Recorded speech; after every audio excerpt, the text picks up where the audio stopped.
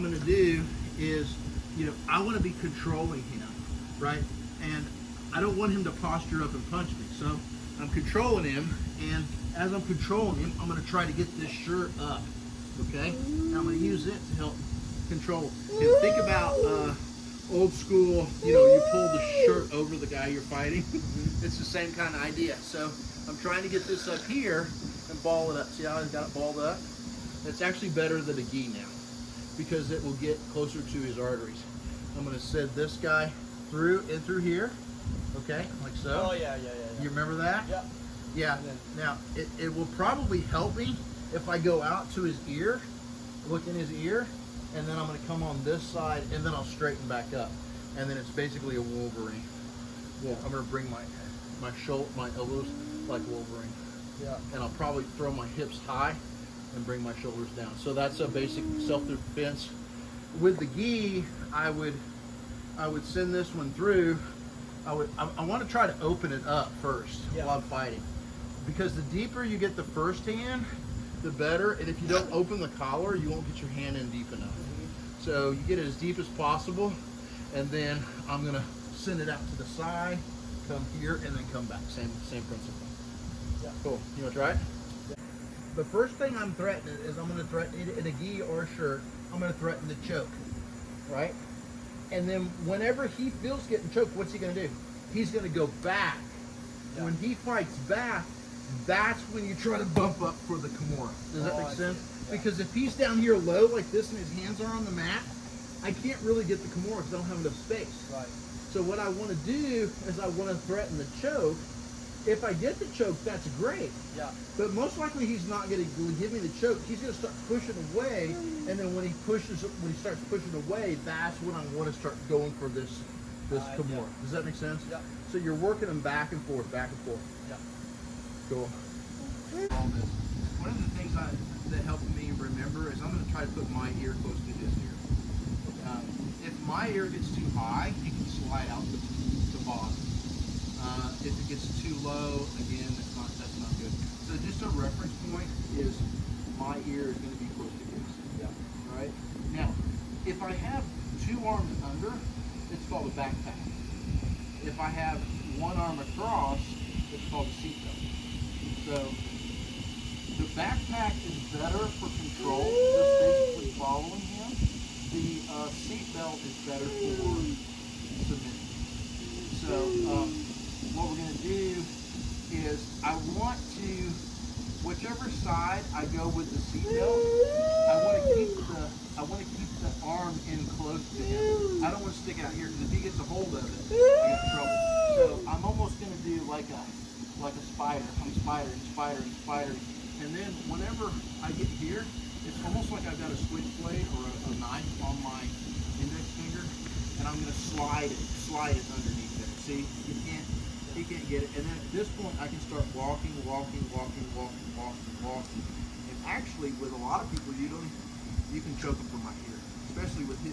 See, he lifted he's trying to be nice and give me the room. If he doesn't, if he keeps his head down, I can grab this and pull it back. But if somebody's, if you want to be mean, you can just basically bring it up to his nose and pull it back, and then send this through. You see? So depending on, like, for us here, we would do something like this.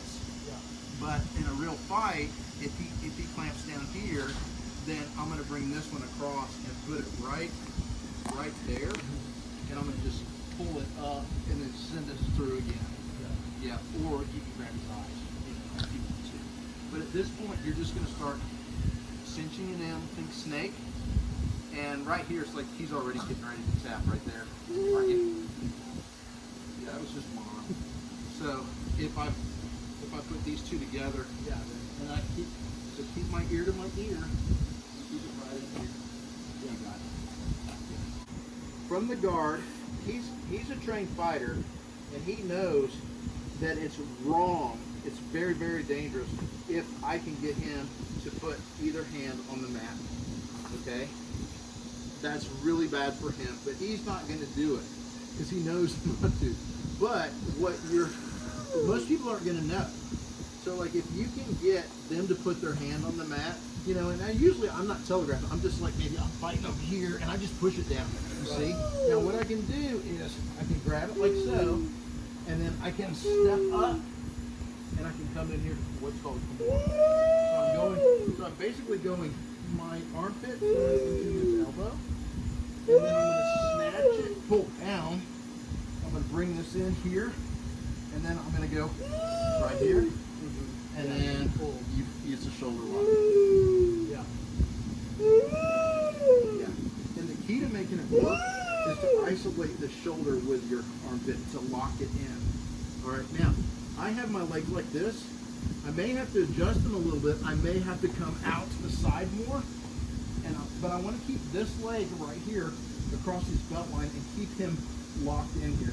The way he gets out of it is he gets over this leg and passes around. So I'm going to have this leg posted, this one locked down. If I feel like he's moving too much, then I'm going to put my foot on his hip right here. See? Yeah.